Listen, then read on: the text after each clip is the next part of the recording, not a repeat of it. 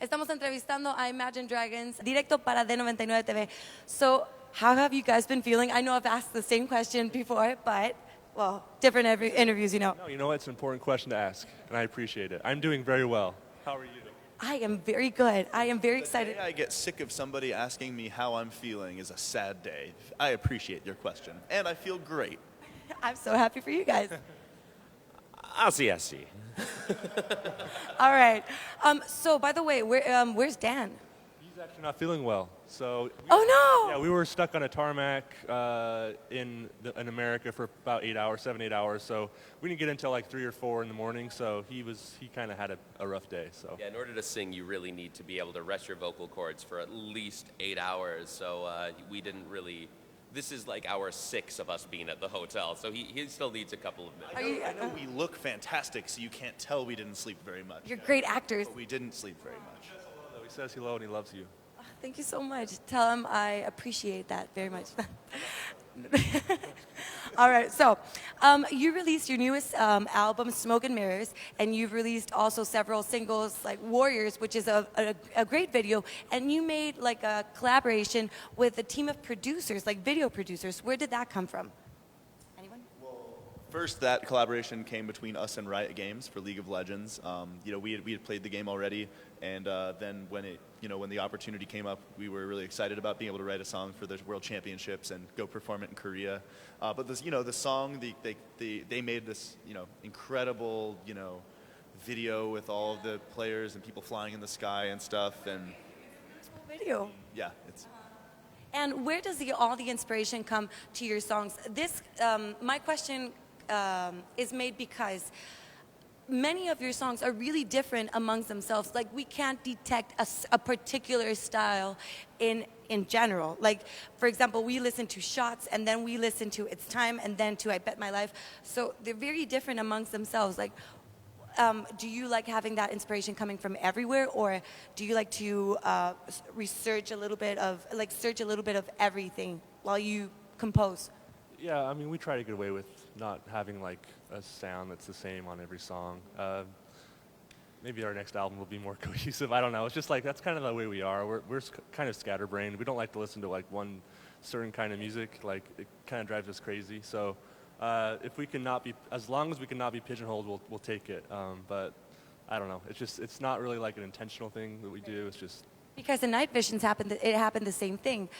We have Radioactive, which is a powerful song, and then we have Demons, which is a more mellow, well, not mellow, but more poppy song. I think that when we are writing music, the music tends to come from a particular kind of inspiration. We'll be somewhere around the world. We'll be at a festival somewhere. We'll be in a bus somewhere. We'll be on an airplane somewhere, and we'll hear something that's inspirational, and we just kind of link onto that and try to create a song around that moment. And because we've been so many places over the last couple of years, it's undoubtedly we're going to make a pretty varied album. Now that you said that you've been to so many places in the last couple of years, all right, so you guys, you're one of those bands that apparently came out of nowhere because nobody had listened. Apparently, that's why, apparently. Because suddenly you came out with the song Radioactive, but no one had heard of you guys before. Like, I know you released several EPs, but then you came out with Radioactive, and it was just like a boom in your career. So how do you handle that, like, pressure? Because I know that it's media pressure, it's policies pressure, it's record deal pressure. Like, how do you handle so much in such a short time? We don't think about it, and we're in denial constantly. I think that's good. Our aggressive tour schedule definitely assists with that, because then there's not really any brain capacity left to be focusing on all those pressures that we just listed, so many of them. Really try to stay focused on just creating and performing the music.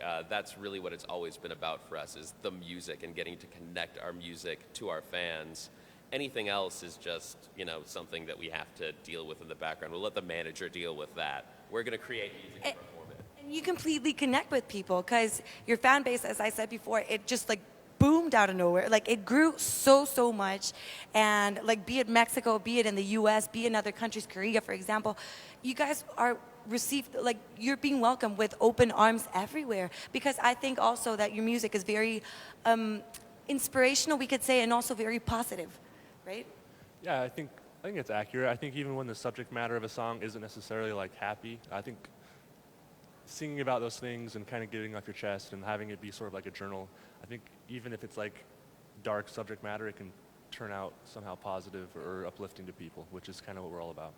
Yeah, we really just try to focus on making honest music that we can stand behind, and I think that's also one of the reasons the songs kind of are all over the place, is because we're not thinking of it like any other way except song by song. Like, what does the song need? What is the honest thing that the song needs? And people can tell that. Like, the listener's really smart today. People can tell if it's music coming from an authentic place or not. So that's really the only thing we have to focus on, is just staying true to ourselves.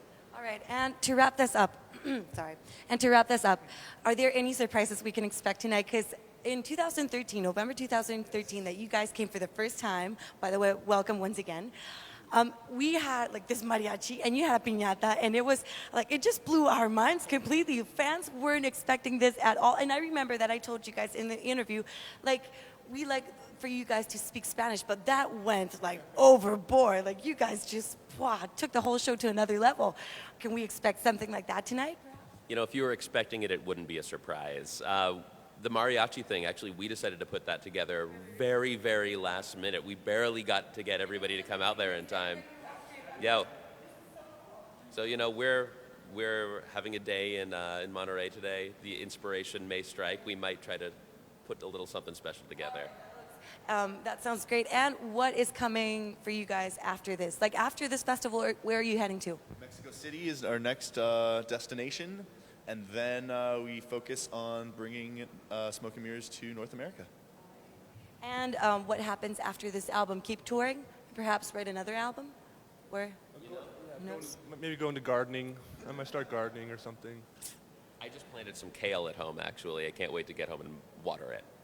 Some kale? I actually had recently some kale chips. They were quite interesting. I also planted some habaneros, you know, get a little flavor of Mexico in my garden. I heard that romaine lettuce is more nutritious than kale. Oh, well, I heard that kale is way more delicious than romaine lettuce. But is that true? Is romaine lettuce more I don't know. nutritious? I know That's what I've that heard. I know that I prefer eating kale. The Sorry romaine about will that. come later. The lettuce bed is this summer. I mean, I have no science to back this up, but I find that hard to believe that romaine lettuce is healthier than... I agree. I had the same thought, but I read it, so it has to be true. Kale is so bitter. It's a bitter, leafy, dark leafy green.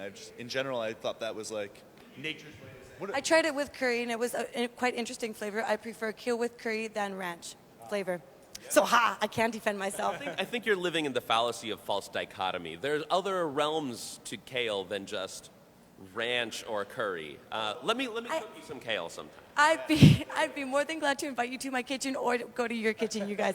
I have a small house, but it's really noisy and it's very Mexican, so. Perfect. I'm there. All right, so I hope to see you guys once again, and thank you so much for this really cool interview.